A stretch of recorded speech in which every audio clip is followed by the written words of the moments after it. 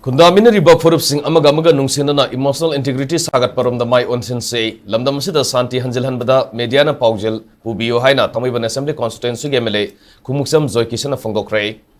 MLA Sina Mapung Weba Todang Loduna Major Kulda Manipur Press Club building da Lefano Vangasi Urep Yung Tamki.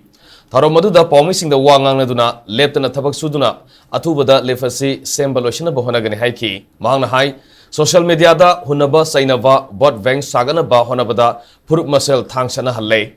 geographical boundary kaidana thamlaga leminari ba purup sing thangsana hanbasidi territorial integrity nate aikhoi masel mukna ba tokpagalina ing tappa phibam hanjilhana bohonabada mediana Shanti gi Paojel Pubiyu haiki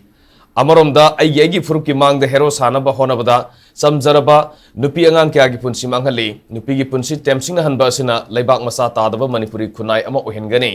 Aranba propaganda na miyam buhumduna puba yabanate matamna asumba dumak purakani Manipur ge integrity thugaina ba honorable sing miyam na punna thengnamin si haina MLA Keds Joykishan makata ki Press Club ke building da thamgadu ribelefasi miyoi nipan ge capacity ni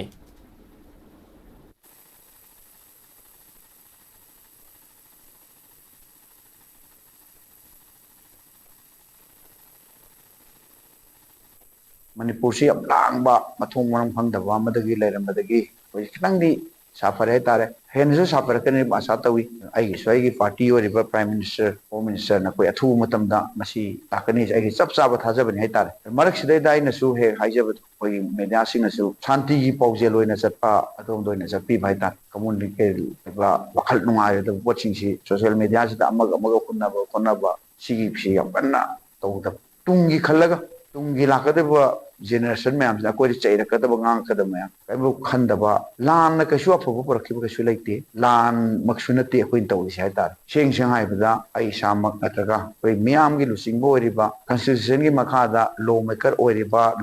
ओइनिंग busing सिना mission प्रजा सिंह से आई की vote bank सागन नबो हाना बदा लान misguide तौरगा community no हाना नबो इजन busing मसी निसुं तो दबाई constitution की करिगुंबा अतम की मतुंग लाकनी Aranba propaganda aranba lising na miyam po boya ponte miyam si loin mga dum pena khangai bang atan aduna akoi Shanti gi lambi da purok na base akoi loin mo khona minisi